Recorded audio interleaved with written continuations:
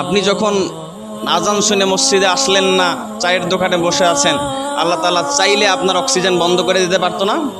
কথা বলেন, পারতো না? তাহলে দেন নাই যে? মায়া মায়া করেন। আল্লাহ কি বলে? ইয়াবনা আদম ইন্নী লাকা মুহিব্বুন, হে আদম সন্তান শোনো, আমি তোমাদেরকে ভালোবাসি, মোহাব্বত করি।